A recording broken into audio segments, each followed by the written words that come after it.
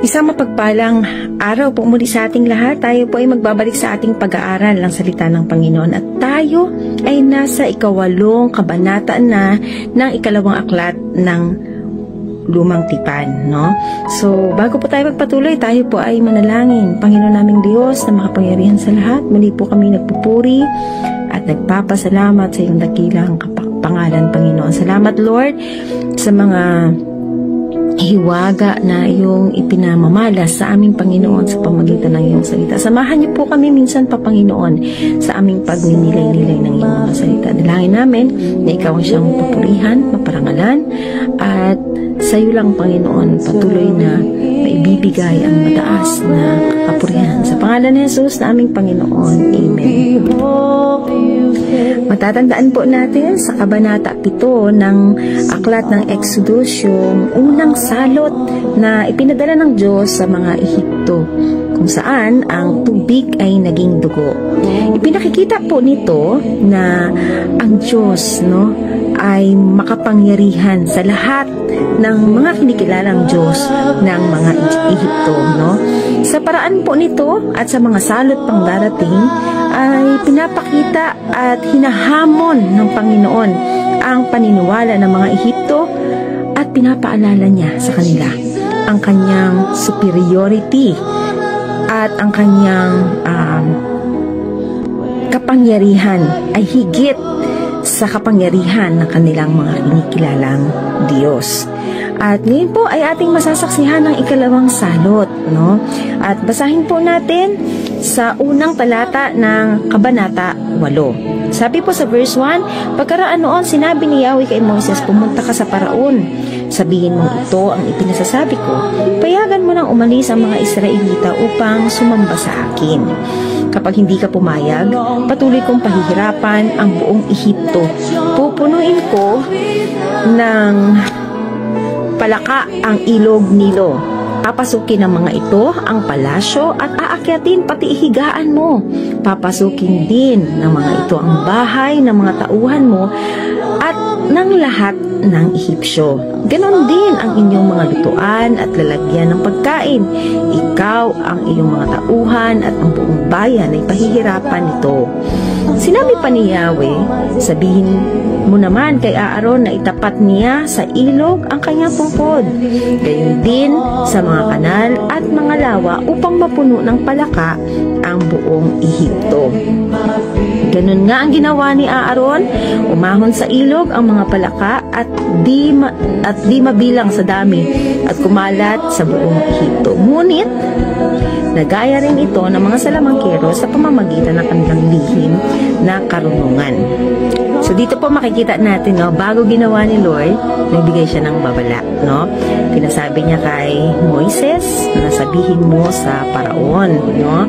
And at the same time, makikita din po natin dito, no, ang sabi ng Panginoon sa lahat, no, pahihirapan niya ang lahat, maging ang Paraon, maging ang tauhan, at maging ang buong bayan. Ano po, walang exemption. Walang magagawa ang kanyang pagiging Paraon, no? Walang magagawa ang pagiging leader ng kanyang mga nasasakupan or even mga ordinaryo, no? So dito makikita natin pag nagalit si Lord sa isa na kumikilala sa ibang mga Diyos or sumasamba sa ibang Diyos, wala siyang sasantuhin, no? Walang limitasyon yung kapangyarihan ng Diyos na magparusa. Walang limitasyon ang kapangyarihan ng Diyos na gawin yung kanyang nais gawin upang mahayag ang kanyang kapangyarihan. Marahil ay magtataka tayo, bakit palaka? Ano po? Bakit palaka yung 2 salot na ipinadala ng Panginoon? Alam niyo po ba na sa Ehipto, no, sa dami ng kanilang mga Diyos-Diyosan, isa po ang palaka or tinatawag nilang Heket, no? Sa mga Diyosa or isa siyang babae Diyosa na kinikilalang Diyos ng mga taga-Ehipto. Ito pong Diyos na to or Diyosa na ito ay kinikilala bilang Diyos ng Diyos ng fertility, no? Kinakatawan na niya yung pag-usbong or maayos at safe na panganganak ng isang babae. Naniniwala po ang mga taga-Ehipto na si Heket, no, yung ang itsura niya is babae siya, tapos ang ulo niya ay palaka, no. Ito ay naniniwala sila na ang Diyosa na to or si Heket na to ay nagbibigay buhay sa mga sanggol at nagbibigay proteksyon sa mga buntis, no? Maging sa proseso ng kanilang panganganak. Kaya naman makikita natin dito yung tinuturi nilang Diyos, no? Yung tinuturi nilang may kapangyarihan ay mararanasan nilang salot sa buhay nila, no? Dito po makikita natin yung power ng ating Panginoon na above dun sa power ng kahit na sino pa man, no, na kinikilala natin. Kaya dito po talaga wala talagang kayang gawin, no, ang mga Ehipto, maging yung Diyos na sinasamba nila, kasi pinakita ng Diyos sa kanila na yung power ng kanilang Diyos or Diyosa ay walang kayang gawin para iligtas sila or maging proteksyonan sila. Ano po? Si Heket po ay direktang konektado sa ilog Nilo, no? Kung saan ang bilis talaga nilang mag-produce or mag-reproduce, no? Sa paligid ng ilog Nilo. At dito po makikita natin dalawang nilikha, no? Dalawang nilikha na sabihin natin nasa land or nasa lupa at nasa tubig na dinidiyos ng mga Ehipsyo, no, na kapwa naging salot sa kanila dahil sa kapangyarihan ng ating Panginoon. Kaya pakaingat tayo mga kapatid, baka yung tinuturi nating mahalaga sa atin na feeling natin is pag nawala ito, mawawala na ako, or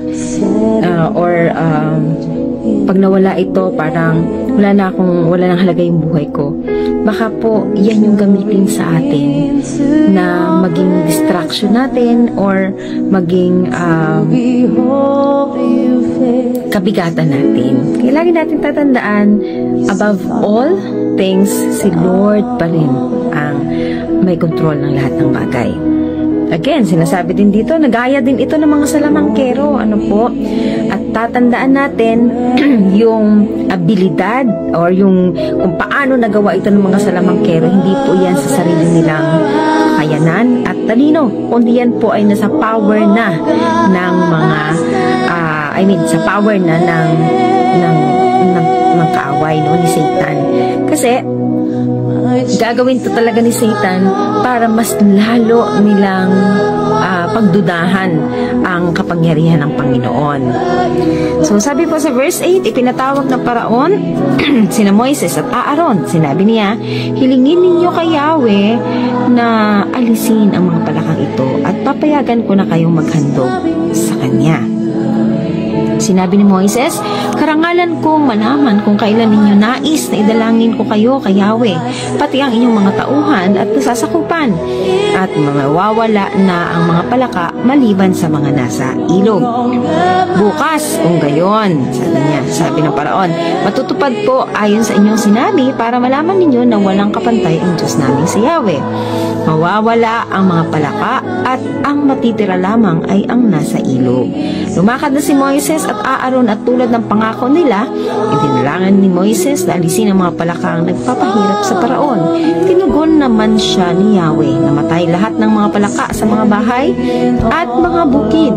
Ibinunto ng mga Ehipsyo ang mga patay na palaka at umalingasaw ang baho nito sa buong Ehipto. Ngunit, nagmatigas muli ang Paraon nang ito'y makahinga na naman ng maluwag at tulad ng sinabi ni Yahweh, hindi pa rin siya nakinig kina Moises at Aaron. Nangyari ang sinabi ng Panginoon kay Moises na gagawin kitang parang Diyos sa harapan ng Paraon. Pangalawang bagay na nakita natin ito yung unang bagay na sinabi, unang beses na sinabi ng Paraon na ipanalangin, no? Ipanalangin mo kami sa Panginoon or hilingin mo kay Yahweh. Ayan. So, di ba? dito makikita natin kapag nahihirapan na ang isang tao, no? Talagang wala siyang masisilungan kundi ang lumapit, no, sa Panginoon. At makikita po natin dito yung sinabi ng Paraon kay Moses na alisin, no? Idalangin mo na alisin ang mga palakang nagpapahirap, no? Sabi dito, alisin ang palaka. Yan. So sabi dito, makikita natin, hindi niya sinabi na patayin, no? Kasi para sa kanila, sagrado yung palaka. Kasi nga po, tinutuloy nila nga itong Diyos-Diyosan. Kaya, hanggang maaari sa kanila, hindi nila ito ginagalaw, hindi nila ito pinapatay. Kaya ang sabi niya, alisin. Alisin, no? Yung palaka. So dito, makikita natin, gagawin ng Diyos yung nais na hindi yung nais natin sa paraan natin, no? Kagaya ng Paraon, nang gusto niya alisin, pero si Lord, pinatay niya. Kasi nga, dito, mapapakita na wala pa rin magagawa yung kanilang Diyos, walang kapangyarihan ng yung Diyos nila, na kahit yung sarili ay iligtas. Kaya talaga dito, pinatay ng Panginoon yung mga palaka. Ano po? And then, makikita natin dito yung sinabi ni Moises, so karangalan ko po malaman kung kailan. At ang sabi ng Paraon, bukas kung gayon. Ba, kailangan bukas pa talaga, no? So, ganyan din po yung nangyayari sa atin. Sabi ng Paraon, bukas kung gayon. Imagine nyo na nahihirapan na sila, pero bukas pa talaga, nagnanais pa silang matulog kasama yung mga palaka. Kasi nga, di ba, yung mga palaka nandun din sa kanilang mga beds, sa kanilang mga kitchens, sa lahat ng lugar, sa kanilang palasyo, at even sa bawat lugar ng Ehipsyo, no? Ng Ehipto. Pero talagang yung bukas na lang, no? It's a delaying tactic, no? Siguro, maasa yung Paraon na, ay, may mangyayari pa, no? Or, di naman kaya, ay, marami pa siyang pagninilay-nilay na ginagawa. And yan, dahil sa pangako, si Moises ay tumulog sa Panginoon at nawala or namatay lahat ng palaka sa mga bahay at mga bukid. Yan. So makikita po natin dito, ibinunto ng mga Ehipsyo ang mga patay na palaka at kumalinasaw. Yan. Yung sabi ko nga kanina, yung tinuturi nilang Diyos at Diyosa, no? Yung tinuturi nila na para sa kanila ay sagrado, ngayon ay salo, no? Pahirap, no? Perwisyo sa kanila, no? Imagine yung maalingasaw na baho ng mga patay na palaka, no? Siguro kung tayo, yung ganun yung makikita natin, siguro hindi na natin siya paniniwalaan, no? Hindi na natin sasambahin tong mga palakang ito kasi wala siyang power to protect themselves. Ano po? Kaya dito talaga makikita natin, mga kapatid, na ang Diyos talaga po ay makapangyarihan, no? And then, sabi po sa verse 15, ngunit nagmatigas muli ang Paraon nang ito'y makahinga na naman ng maluwag. So, naalala niyo po yung una, 'di ba? Kung ang isang tao talaga hindi marunong tumupad ng pangako sa una, hindi marunong tumupad sa pangako sa pangalawa, huwag nating asahan na kaya niyang tumupad sa pangako sa mga susunod, no? Kasi dito makikita talaga natin nature niya na to, no? Samantalang ang nature ng Panginoon, pag sinabi niya. Kabaliktaran ng nature ng Paraon. Kasi sinabi ng Paraon, sige, palalayain ko na kayo, sige, papayagan ko na kayo. And yet, nung makaaluan siya, hindi na naman. Salamin ba natin yung sarili natin na kapag nahihirapan tayo, Lord, promise, hindi na po talaga ako, like for example, grabe yung ubo mo kasi nga naninigarilyo ka. So, ngayon nahirap ka, Lord, promise, hindi na ako maninigarilyo. Promise po talaga, hindi na talaga. And then, pag nakaaluan ka na, nagaan na yung iyong pakiramdam. 'Di ba? Dumadating na naman na konti-konti lang naman. O 'di ba? O kaya okay lang naman kasi magaling naman na ako. Ayan. So, madali nating nakakalimutan yung hirap na pinagdaanan natin once na tayo po ay naging okay na naman, no? So, huwag nating gayahin yung Paraon. Ano po? Although nakikita natin yung ating mga sarili, some of the situation, no, sa nangyayari sa Ehipto or sa Egyptians, specifically sa Paraon, sana ay maging aral po sa atin na huwag tayong maging ganito, no? Verse 16, ito ang ikatlong salot. Ano po? Inutusan ni Yahweh si Moises, sasabihin kay Aaron na ihampas sa lupa ang tungkod upang maging niknik ang lahat ng alikabok sa buong Ehipto. Inihampas nga ni Aaron ang tungkod at ang lahat ng alikabok sa buong Ehipto ay naging niknik na labis na nagpahirap sa mga tao at mga hayop. Pinilit ng mga salamangkero na magpalitaw, rin ng mga niknik sa pamagitan ng lihim nilang karunungan, ngunit hindi nila ito nagawa. Ang mga tao at hayop ay patuloy na pinahirapan ng mga niknik dahil dito'y sinabi ng mga salamangkero sa Paraon, Diyos na ang may gawa nito. Ngunit hindi rin natinag ang kalooban ng Paraon, hindi rin siya nakinig kina Moises at Aaron tulad ng sinabi ni Yahweh. So makikita po natin kung yung unang salot ng yung tubig ay naging dugo. Pangalawa, yung palaka, nagkaroon ng mga palaka, Ngayong yung dalawang yun, nagkaroon ng warning bago nangyari. So, balik dito sa pangatlo, nakita po natin na wala ng warning, Basta lang ginawa ni Moises ito na inutos niya kay Aaron na ihampas mo sa lupa. And then, naging niknik na po, So, makikita natin yung una sa tubig, yun yung naging dugo. Pangalawa, yung palaka na nanirahan both tubig at saka land. Ngayon naman ay sa hangin, At sa pagkakataon pong ito, hindi na si Lord, sabi ko nga, hindi siya nagpakita or nagsabi ng warning or even ng paanyaya para sa pagbabalik loob, Sa halip talagang ito ay ginawa, Huwag nating iisipin na unfair si Lord, Huwag nating iisipin na grabe naman, Bakit ganon? Sapagkat makikita po natin dito na si Lord talaga sagana yung kanyang biyaya at kahabagan, Pero may mga pagkakataon na kailangan niya talagang iparamdam sa atin yung palo at pagtutuwid para mas makita natin yung kanyang kapangyarihan. Kung yung mga nauna po na kagaya ng yung tungkod, ginawang ahas, yung tubig, ginawang dugo, yung mga palaka, na talagang napadami, na ikalat ng Panginoon, ay nagaya ng mga salamangkero. Pagdating po dito sa niknik, sabi dito ay hindi na magaya ng salamangkero. At even salamangkero, sinabi nila na Diyos na talaga ang gumawa nito. Ayan.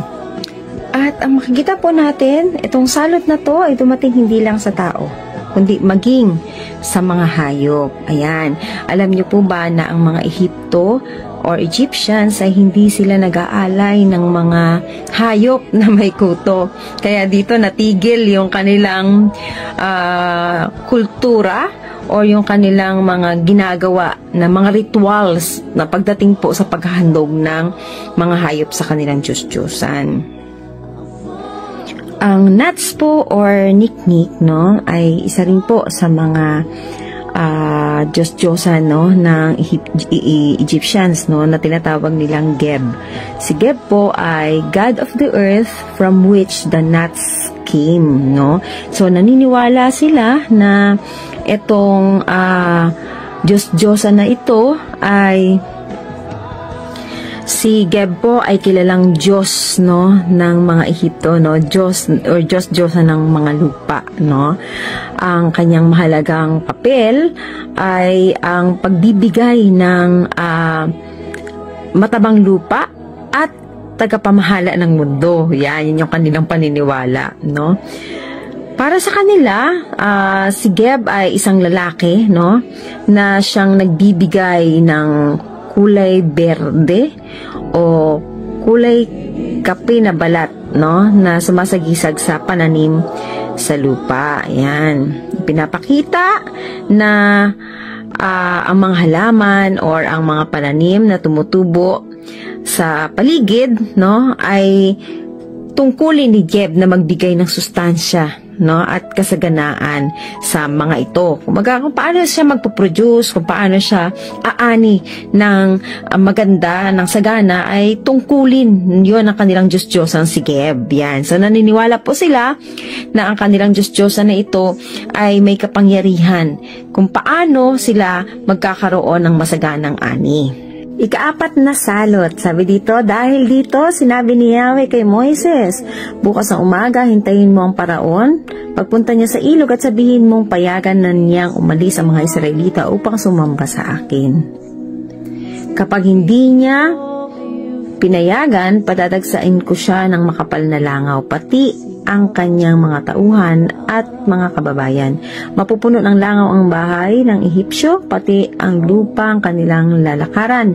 Ngunit ililigtas ko ang lupain ng Goshen, ang tirahan ng mga Israelita. Hindi ko sila padadalhan ni isa mang langaw para malaman niyang akong si Yahweh ang siyang makapangyarihan sa lupain ito. Sa pamagitan ng kababalakang gagawin ko bukas, ipapakita ko sa iba ang pagtingin ko sa aking bayan at sa kanyang bayan. Sa statement na to na binasa natin, no, walang naging tugon ang paraon. Pero dahil gagawin ni Lord, ibig sabihin ay nanatiling matigas ang kanyang puso. Makikita rin po natin, no, yung sa verse 22, yung sinabi niya, ngunit ililigtas ko ang lupain ng Goshen. Dito yung first time na na-mention yung land ng Goshen pagdating dito sa pagpaparusa ng Panginoon sa Ehipto, no? Sa Goshen, natatandaan natin, ito yung lugar kung saan ay pinatira ni Joseph ang kanyang sambahayan, no, nung dumating sina Jacob from Canaan. Ano po? So, kapag sinabing Goshen, alam natin na ang mga nandito ay mga Israelita. Dito, iniisip natin na kung ngayon, in-exempt ng Panginoon ang mga Israelita, so may possibility na naapektuhan sila sa mga una, pangalawa hanggang pangatlong salot. But this time, sa ika-4 na salot, sinabi ng Panginoon na ililigtas niya ang lupain ng Goshen. So, that's just assume, no po. Hindi ko sinasabi na hindi talaga nila hindi sila nakaligtas sila doon or hindi nila yung naranasan, at hindi ko rin sinasabi na naranasan nila, no? But dito, dahil nga po sa statement ni Lord, ngunit ililigtas ko ang lupain ng Goshen for the first time, no? So may possibility na medyo naapektuhan din sila dun sa mga una, ikalawa at pangatlong salot na ginawa ng Diyos sa mga taga-Ehipto. So kung mga una ay nagre-respond ang paraon, ano po, nakikita natin. But this time parang tahimik siya. Pero hindi ibig sabihin na nahimik siya is hindi nagagawin ng Diyos yung nais niyang gawin or yung nakapataw na parusa sa kanya, no? Kasi ang tinitignan pa rin dito ni Lord kung ikaw ay tutugon or ikaw ay susunod, no? So kapag tayo ay nanahimik, 'di ba, sabi nga natin silence means yes, no? Or silence means still, yung gusto pa rin natin yung nangyayari. So, isa po yan sa nakita nating respond ng paraon. Sinabi din ni Lord sa verse 23, sabi niya, sa pamagitan ng kababalaghang gagawin ko bukas, ipapakita ko na iba ang pagtingin ko sa aking bayan at sa kanyang bayan. Ayan, so dito na, pinapakita nila ni Lord sa paraon at maging sa mga Ehipsyo na may special yung kanyang mga anak. Ayan. Kaya napakasarap piliin na nasa panig ng Diyos. Ano po ba? Kasi nandun yung pabor, nandun yung protection, nandun yung pag-ibig, nandun mararamdaman mong special ka. Kaya kung gusto mong maramdaman special ka, dapat nasa panig ka ni Lord. Verse 24, yan, kinabukasan, ginawa nga ito ni Yahweh, tumagsa sa Ehipto ang makapalalangaw hanggang sa mapuno ang palasyo ng paraon, ang bahay ng mga tauhan niya at ang buong Ehipto, dahil dito'y nasalanta ang buong bansa. Kaya, ipinatawag ng paraon sina Moises at Aaron at sinabi, sige, maghandog na kayo sa inyong Diyos, huwag lamang kayong lalabas sa Ehipto. Alam niyo po ang ganda ng translation ng English na po. Sa ESV, ang sabi niya po dito, and the Lord did so, there came great swarms of flies into the house of Pharaoh and into his servants' houses. Throughout all the land of Egypt, the land was ruined by the swarms of flies. Pag sinabi kasing swarm, ang Hebrew word po is aurob, no? Ang ibig sabihin po nito ay variety of insects, no? Hindi lang siya basta simpleng langaw, kundi iba't ibang uri ng langaw. Siguro may maliit, may malaki, may maingay, may ganon. So, hindi natin alam, pero yun po yung sinasabi. Sabi po sa Psalm 78 verse 45, He sent swarms of flies among them which devoured them, and frogs which destroyed them. So talaga siguro iba't ibang variety, no? Or variety of insects yung tinutukoy dito. Na maaari, nangangagat, maingay, annoying talaga. Again, pagdating po sa mga Egyptians, walang exempted, no? Even yung pinakamataas sa kanila, na kahit itinuturing niyang Diyos yung sarili niya, no? And again, kagaya po ng salot ng mga niknik or kuto, dito rin, kung maraming mga namatay din na mga hayop, hindi rin nila to pwedeng ialay sa kanilang mga Diyos-Diyosan. Okay, sabi sa 25, no, ito na yung paraon, pinatawag na ulit si Moises, at nangako na naman siya, no? Sabi niya, maghandog na kayo sa inyong Diyos, wag lamang kayong lalabas sa Ehipto. Yan naman. So, papayag na siya, pero sa kanya kondisyon din, no? Yung parang, sige, papayagan ko na kayo na magsimba. Pero, dapat, isang oras lang, O dito naman sabi, papayagan ko na magsimba, pero, dapat dito lang, sa loob ng Ehipto. Ayan, so nag-offer na, no? Ang parao sa kanila. Parang si Satan lang, no? Parang, nagsasuggest siya na makipag-compromise tayo, no po? So, dito, makikita natin na talagang itong paraon na to, no, nagpipicture siya ng type siya ni Satan, no? Yung parang, kung ano yung ginagawa ni Satan sa atin spiritually, siya rin ginagawa ng paraon sa mga Israelita, no po? Yung tipo bang, sige, magsimba ka na sa Diyos mo, pero alipin pa rin kita. Dito ka pa rin sa akin. Mananatili ka sa akin. Diba? Parang ganun ang sinasabi niya. Sa 26, sumagot si Moises, hindi po maaaring dito sa Ehipto. Magagalit po sa amin ang mga Ehipsyo kapag nakita nila kaming naghahandog kay Yahweh sa paraang kasuklam-suklam sa kanila. Tiyak na babatuhin nila kami hanggang mamatay. Ang kailangan po ay maglakbay kami ng 3 araw at sa ilang kami maghahandog kay Yahweh tulad ng utos niya sa amin. Totoo po na pwede nating sambahin ng Panginoon even sa kung saan yung lugar na naroon tayo. Pero, still, merong place na itinatalaga ang Diyos kung saan talaga tayo dapat sumamba. Same po, kagaya dito yung nangyari kina Moises, pwede naman talaga silang sumimba kahit sa kanilang mga bahay sa Goshen, pero merong itinatalagang lugar ang Panginoon kung saan niya katatagpuin ang kanyang mga anak. Yan. So, makikita po natin dito sa ating buhay, no? Kapag tayo pagod, tayo ay busy, pwede natin sabihin na, Lord, kahit hindi naman ako sumimba, dito na lang ako mag-worship sa'yo. Pwede naman, di ba? Pero, meron talagang itinatalaga, meron talagang ibinibigay si Lord na lugar kung saan natin siya katatagpuin. Kaya nga every Sunday, no, tayo ay pumupunta ng church para doon tayo mag-worship. Kasi yun yung nais ng Diyos. Kaya nga sabi ng Panginoon sa Hebrew 10:25, do not neglect, no, our meetings as some habitually do. Yan. Kasi po, nga naman sa ating pagsasama-samang pagpupuri sa Panginoon, kung merong nanghihina, napapalakas, no? Kung merong nawawalan ng pag-asa, nabibigyan natin sila ng panibagong pag-asa.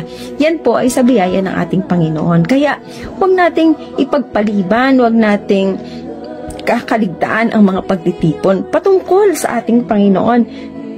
Kasi isa po yan sa kanyang inuutos at inaasahan buhat sa atin. Dito po nakikita na natin yung paglago ni Moises, yung kanyang paninindigan as leader, no? Makikita natin dito na tumitibay yung kanyang pananampalataya na sa Panginoon. Kaya kung ano yung sinabi ni Lord, yun yung kanyang pinaninindigan. So, ganun po tayo dapat, no?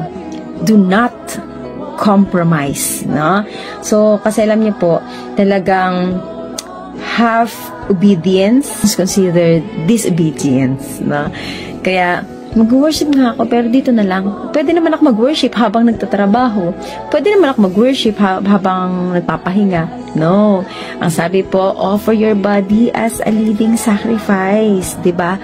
So, wag natin hatiin, no, yung ating sarili, yung ating pagsamba sa tao at sa Diyos, or sa sarili at sa Panginoon. Kaya talagang nakakatuwa po na makita natin si Moises bilang adopter nung umpisa, no? Na ngayon talagang may paninindigan pagdating sa utos ng Panginoon. Makikita po natin dito, no, yung dagli ang pagbabago ng kaisipan ng Paraon, or talaga namang nais niya lang na mangyari yung nais niya.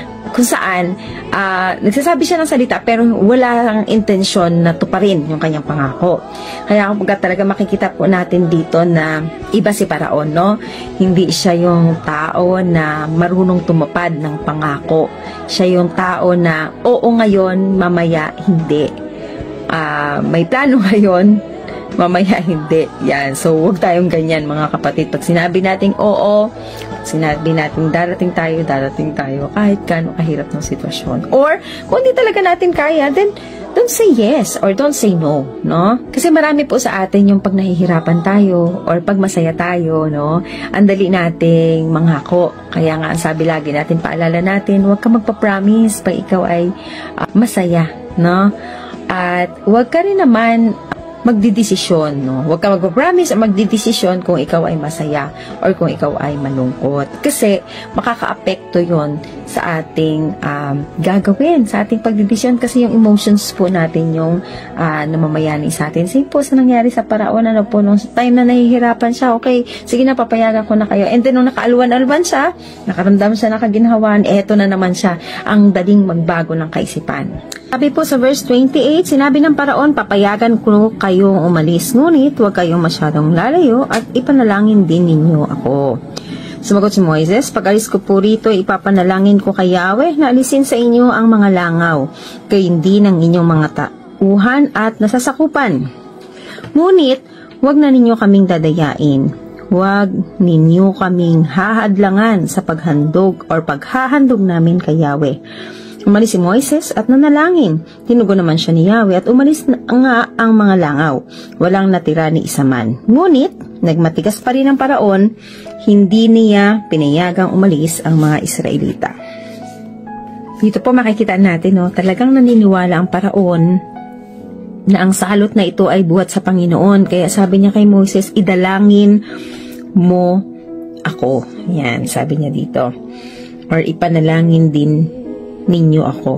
So, dito makikita po talaga natin na dahil sa pagpapakilala ng Panginoon sa Kanya, no, mula sa una hanggang sa kasalukuyang mga salot, ay nakita ng Paraon yung kapangyarihan ng Panginoon. Ngunit sabi sa huli, ay pinatigas or nagmamatigas pa rin yung Paraon.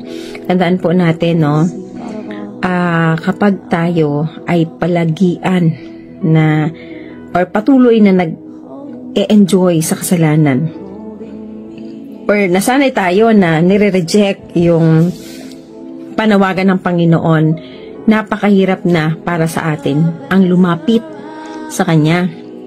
Same po ito sa nangyari sa Paraon. Kaya kailangan makita natin, mga kapatid, yung message, no, once na ang Holy Spirit ay nagre-remind, nagko-convict sa atin, oh, mali yan, kasalanan yan, hindi ko gusto yan, then dapat talagang mag-respond tayo, no? Agad tayong bumalik sa Kanya. Kasi baka dumating yung time na nagkakasala ka na, ang dami nang nagko-convict sa'yo, ang dami nagko-collect sa'yo, and yet feeling mo tama ka pa rin, no? Kasi nga nasanay na yung puso mo, nasanay ka na sa paggawa ng kasalanan, nasanay ka na hindi lumapit sa Panginoon. And alam niyo po, yun yung pinaka worst part, no, ng buhay ng kahit na sino man, yung hindi niya na maramdaman sa sarili niya yung pangangailangan niya sa paglapit at panunumbalik sa Panginoon. Kaya sana po naging isang pagpapala at isang aral po sa atin ang buhay ng paraon. Ito ay maging gabay sa atin upang palagian po nating hanapin ang presence ni Lord nang hindi tayo malayo at hindi tayo magmatigas. Muli po, isang pagpapala sa ating lahat, and God bless everyone. Sa ating dagdag na kalaman po, ang langaw o flies sa Ingles ay meron din kasing kahulugang Diyos-Diyosan, no? Sa bansang Ehipto, ito po ay tinatawag nilang si Kefri. Si Kefri po ay beetle-headed god of the morning sun. So, kumakatawan po siya sa pagkabuhay muli at pagbabago, no? So, ang kanyang mahalagang gampanin, no? Itong Diyos-Diyosan na to ay may mahalagang gampanin at ito po ay kaugnay sa pagtubos mula sa kamatayan at sa pagbabagong anyo. Yan. Na kumakatawan, no? Kumakatawan po siya sa pag-usbong ng araw o yung pagsikat ng araw sa bawat umaga at sa pang-araw-araw na buhay, no? Siya rin ang Diyos-Diyosan nila na nagtutulak sa araw sa langit, nagbibigay buhay at nagpapalakas sa kalikasan. So, yan po yung kanilang tinatawag ding another gods sa Egyptians. But still, ano po, yung Diyos-Diyosan nila na to ay naging salot pa rin, no? Naging kabigatan, naging pasanin, naging perwisyo sa kanila na nagpapatunay lang na walang magagawa ang Diyos na sinasamba ng Egyptians sa Diyos na sinasamba ng mga Israelita na Diyos natin sa ating panahon ngayon. God bless everyone.